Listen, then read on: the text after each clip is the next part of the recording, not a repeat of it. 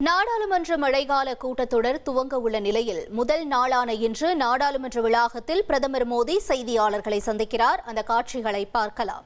Media जगत के लोगों का स्वागत है। साथियों, मानसून नवीनता और नवसर्जन का प्रतीक है और अब तक जो खबरें मिली हैं, देश में मौसम बहुत ही अच्छे ढंग से आगे बढ़ रहा है। कृषि को துவங்கி இருக்கிறது. நாடு முழுவதும் மழை காலமும் நன்கு துவங்கி பரவலாக மழை பெய்து வருகிறது. இதனால் விவசாயிகளும் மகிழ்ச்சி அடைந்திருக்கிறார்கள். விவசாய பணிகள் துரிதமடைந்திருக்கின்றது. और इतना ही नहीं, हर परिवार की अर्थव्यवस्था में एक बहुत महत्वपूर्ण होता है। अब तक जो मुझे जानकारी दी गई है, இந்த மழை காலம் என்பது மிக முக்கியத்துவம் வாய்ந்தது. पिछले 10 वर्ष में जो पानी का भंडार हुआ है इस बार, वो करीब करीब 3 गुना हुआ है, जिसका आने वाले दिनों में भी देश के अर्थतंत्र को बहुत लाभ होगा। साथियों, ये मानसून सत्र இந்த நல்ல மழையின் காரணமாக வரக்கூடிய நாட்களில் விவசாயிகளுக்கு நல்ல பலன்கள் கிடைக்கும். ये बहुत ही गौरवपूर्ण सत्र है। இந்த மழைக்கால கூட்டத்தொடர் என்பது அனைவருக்கும் பெருமைக்குரிய முக்கியத்துவம் வாய்ந்த ஒரு கூட்டத்தொடர். राष्ट्र के लिए एक अपने आप में विजयोत्सव का रूप है।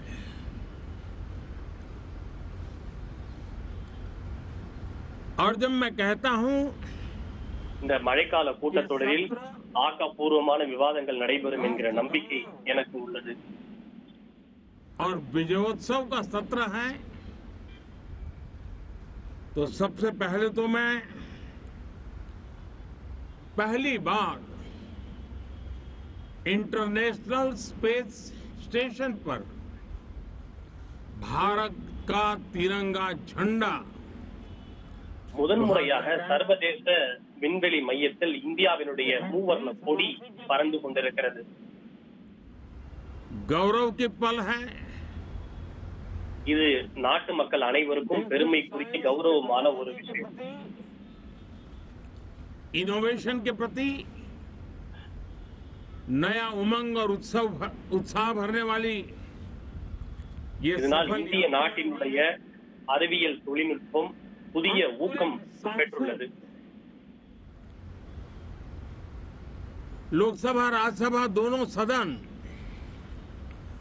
देशवासी जिस गौरव का अनुभव कर रहे हैं, उसमें एक स्वर से जुड़ेंगे, एक स्वर से इसका यशगान होगा, जो भारत को अंतरिक्ष में नई ऊंचाइयां தொடர் கூட ஒரு வகையில் வெற்றிதான். उनके लिए भी प्रेरक बनेगा, प्रोत्साहक बनेगा। साथियों, ये मानसून सत्र एक विजयोत्सव है। இந்த மழைக்கால கூட்டத்தொடர் ஒரு வெற்றி கொண்டாட்டம் என்றே சொல்லலாம். भारत की सैन्य शक्ति का, भारत के सैन्य के सामर्थ्य का रूप देखा है। நமது நாடு ராணுவ வீரர்களுடைய ஆற்றலை ஒட்டுமொத்த உலகமும் பார்த்தது. ஆபரேஷன் சிந்தூர் மூலம் நமது ராணுவ வீரர்கள் தங்களுடைய படை வலிமையை உலகுக்கு பறைசாற்றி இருக்கின்றனர். தங்களுடைய இலக்கை 100% அவர்கள் அடைந்திருக்கின்றனர். பயங்கரவாதத்தின் வீடுகளுக்கு உள்ளே சென்று தாக்குதல் நடத்தி இருக்கிறார்கள். ऑपरेशन सिंदूर के तहत उसको जमीन दोज कर दिया गया। और मैंने भी हार ஆபரேஷன் சிந்தூர் மூலம் பயங்கரவாதத்தின் நிலத்தை தகர்த்து பொடி பொடியாக்கி இருக்கிறார்கள். जो हमारी सैन्य शक्ति ने बहुत ही कम समय में குறைந்த காலகட்டத்தில் குறைந்த நேரத்தில் நமது ராணுவ வீரர்கள் பயங்கரவாத முகாம்களை தாக்கி அழித்திருக்கின்றனர். मेड इन इंडिया सैन्य शक्ति का ये नया स्वरूप இது இந்தியாவில் தயாரிக்கப்பட்ட இந்தியாவினுடைய ராணுவத்தினுடைய சக்தியாகும். विश्व के जिन जिन लोगों से मिलना होता है तो भारत के इस मेड इन इंडिया जो औजार तैयार हो रहे हैं उसके प्रति दुनिया का आकर्षण बढ़ रहा है.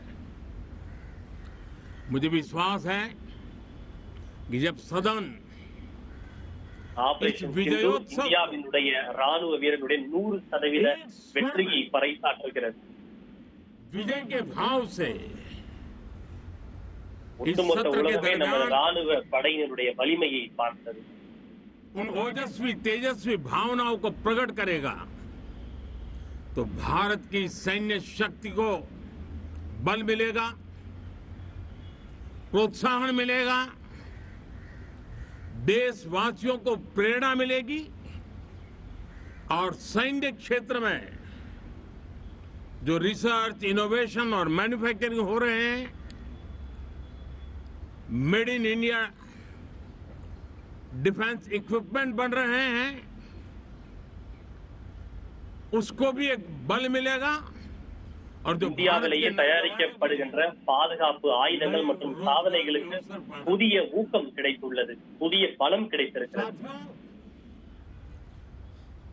ये दशक हम एक प्रकार से देख सकते हैं कि शांति और प्रगति कंधे से कंधा मिलाकर के आगे बढ़ने के कदम कदम पर प्रगति के एहसास करते रहे हैं. देश कई प्रकार की हिंसक वारदातों का शिकार रहा है, लंबे अरसे तक शिकार रहा है.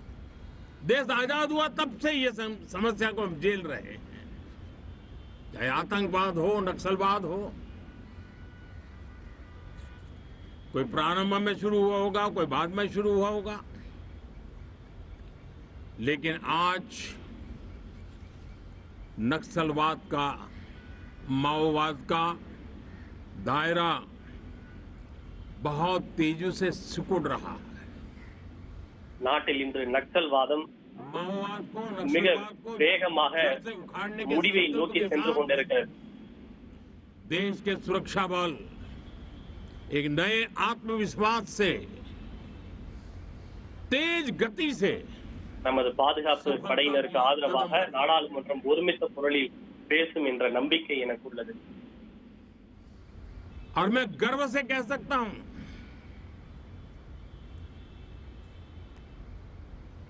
देश में सैकड़ों जिले नक्सल की चपेट में से निकल करके आज मुक्ति का सांस ले रहे हैं. நாட்டின் பல்வேறு இடங்களில் பல்வேறு மாநிலங்களில் கொடிகட்டி பறந்த நக்சல்வாதம் இன்று முடிவுரை எழுதப்பட்டுக் கொண்டிருக்கிறது. हमारा देश का संविधान जीत रहा है, हमारे देश का संविधान அரசியல் சாசனம் வெற்றி பெற்றுக் கொண்டிருக்கிறது. देश के उज्जवल भविष्य के लिए साफ दिख रहा है कि कल तक जो रेड कॉरिडोर थे वो आज ग्रीन ग्रोथ जोन में परिवर्तित होते नजर आ रहे हैं. நேற்று வரை சிகப்பு வழித்தடங்களாக இருந்த பகுதிகள் எல்லாம் இன்று பசுமையின் வளர்ச்சிக்கான இடங்களாக மாறி இருக்கின்றன. देश की भलाई के लिए संसद में पहुंचे हुए हर माननीय संसद के लिए गौरव का पल है और संसद के इस सत्र में ये गौरव गान पूरा देश सुनेगा, हर सांसद से सुनेगा, हर दल से सुनेगा. साथियों, आर्थिक क्षेत्र में भी जब 2014 में आप सबने हमें जिम्मेवारी दी, देश फ्रेजाइल 5 की अवस्था से गुजर रहा था। 2014ஆம் ஆண்டு நான் ஆட்சி பொறுப்பு ஏற்கும் போது இந்த நாடு எளிதில் உடையும் தன்மை கொண்ட 5 பொருளாதாரம் கொண்ட நாடுகளில் ஒன்றாக இருந்தது. और आज भारत तेज गति से दुनिया की तीसरे नंबर की अर्थव्यवस्था बनने की दिशा में, ஆனால் இன்று இந்தியா பொருளாதாரத்தில் மிக வேகமாக முன்னேறி 3வது மிகப்பெரிய பொருளாதாரம் கொண்ட நாடாக வேகமாக இந்தியா முன்னேறி வருகிறது. 25 करोड़ गरीबों का गरीबी से बाहर निकलना, தற்போது வரை சுமார் 25 கோடி இந்தியர்கள் வறுமையின் பிடியிலிருந்து வெளியே மீட்கப்பட்டுள்ளனர். देश में एक जमाना था 2014 के पहले, जब महंगाई का दर, इन्फ्लेशन रेट डबल डिजिट में हुआ करता था. 2014க்கு முன்பு நாட்டில் விலைவாசி இரட்டை இலக்கத்தில் இருந்தது. आकर के देश के सामान्य मानव के जीवन में राहत बन गया है. ஆனால் இன்று விலைவாசி ஒற்றை இலக்கத்தில் குறைந்து 2%, 2-3% குறைந்திருக்கிறது. लो इन्फ्लेशन के सामने हाई ग्रोथ एक अच्छे विकास यात्रा की दिशा है. குறைந்த விலைவாசியில் மக்களின் வாழ்க்கை எளிமையாக இருப்பது வளர்ச்சிக்கான நல்ல அடையாளம். आज भारत के एक नए सामर्थ्य को दुनिया देख रही है, पहचान रही है, और ज्यादातर देश में उसके प्रति एक आकर्षण पैदा हो रहा है. यूपीआई ने फिनटेक की दुनिया में अपने एक नाम कमाया है. रियल टाइम डिजिटल ट्रांजैक्शन, இந்தியாவினுடைய यूपीआई பரிவர்த்தனையும் புதிய உச்சங்களை அடைந்து வருகிறது. दुनिया में जितने हो रहे हैं, अकेले भारत में उससे ज्यादा हो रहे हैं. உலகம் முழுவதும் யூபிஐ மூலம் எவ்வளவு மதிப்பில் பரிவர்த்தனை நடைபெறுகிறதோ அதற்கு சமமான மதிப்பிலான பரிவர்த்தனை இந்தியாவில் மட்டுமே நடைபெறுகிறது. அந்த அளவுக்கு இந்தியாவில் யூபிஐ பரிவர்த்தனை புதிய உச்சங்களை அடைந்துள்ளது. भारत ने बहुत बड़ी ऊंचाई प्राप्त की है. आईएलओ का कहना है कि 90 करोड़ से ज्यादा लोग भारत में अब सोशल सिक्योरिटी के दायरे में हैं. ये अपने आप में நாட்டில் एक இன்று बहुत बड़ा 90 achievement கோடிக்கும் அதிகமான மக்களுக்கு சமூக பாதுகாப்பு திட்டங்கள் சென்றடைந்துள்ளது. है. ये कहा है कि भारत अब आंख की जो बीमारी आमतौर पर बारिश के सीजन में ज्यादा देखी जाती थी, ट्रैकोमा, अब भारत को WHO ने ट्रैकोमा फ्री घोषित किया है.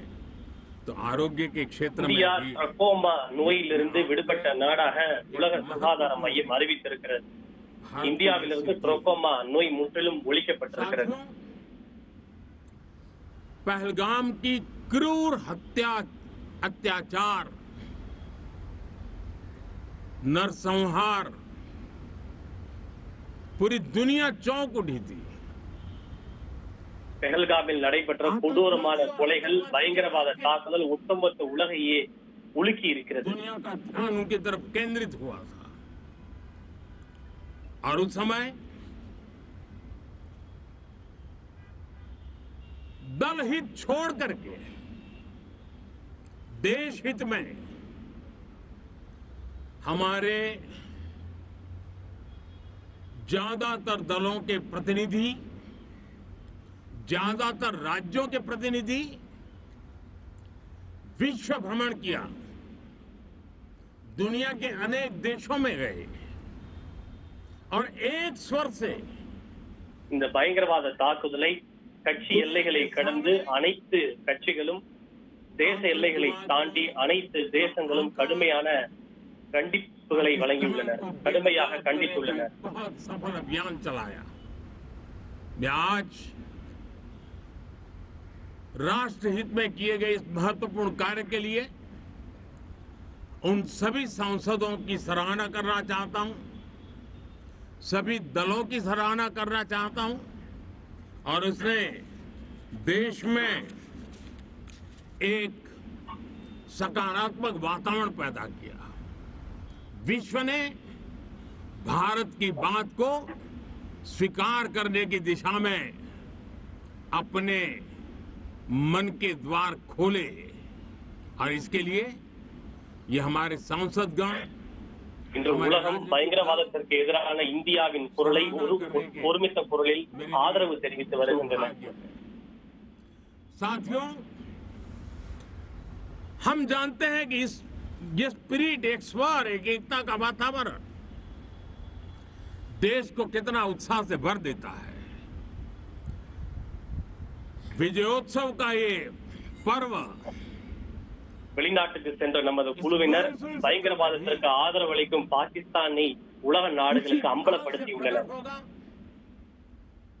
देश की सैन्य शक्ति को सराहना करेगा, देश के सामर्थ्य का गौरवगान करेगा और देश के 140 करोड़ नागरिकों को नई प्रेरणा का कारण बनेगा. பாகிஸ்தானின் பயங்கரவாத முகத்தை உலக நாடுகளுக்கு அம்பலப்படுத்திய அனைத்து கட்சி குழுவினருக்கு எனது நன்றியை தெரிவித்துக் கொள்கிறேன்.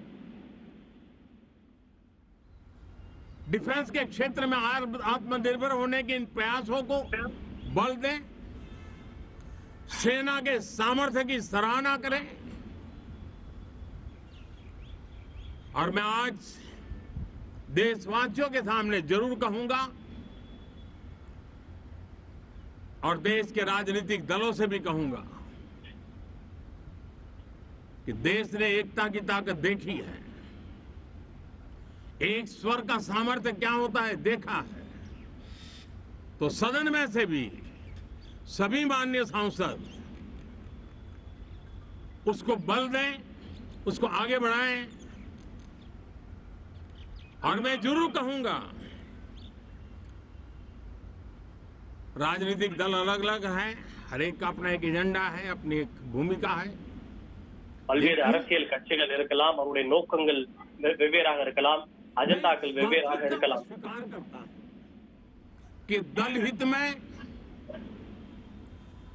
मत भले न मिले लेकिन देश हित में मन जरूर मिले, इसी एक भावना के साथ इस मानसून सत्र से देश के विकास यात्रा को बल देने वाले ஆனால் இந்த மழைக்கால கூட்டத்தொடரை நாட்டின் வளர்ச்சிக்காக பயன்படுத்த வேண்டும், ஆக்கப்பூர்வமான விவாதங்கள் நடைபெற வேண்டும் என அனைத்து கட்சிகளை சார்ந்த உறுப்பினர்களுக்கும் வேண்டுகோள் விடுக்கிறேன். सदन विस्तृत चर्चा करके उसको भी पारित करेगा. मेरी सभी माननीय सांसदों से उत्तम डिबेट चलाने के लिए शुभकामनाएं हैं. बहुत बहुत धन्यवाद. மிகவும் ஆக்கப்பூர்வமான விவாதங்கள் நடைபெற ஒத்துழைக்குமாறு அனைத்து கட்சி உறுப்பினர்களையும் பணிவன்போடு கேட்டுக் கொள்கிறேன்.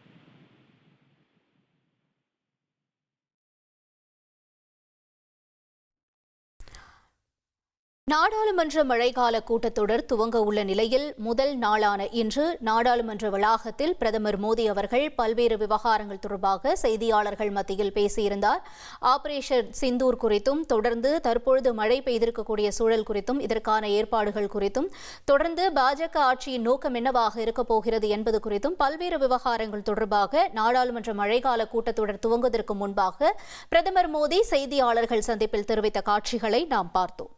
ட்ரெண்ட ஃப்ரெண்ட் ஆக்கிக்கோங்க. தந்தி டிவியின் சப்ஸ்கிரைபர்ஸ் அண்ட் ஃபாலோவர்ஸ் குடும்பத்துல நீங்களும் இணையுங்க.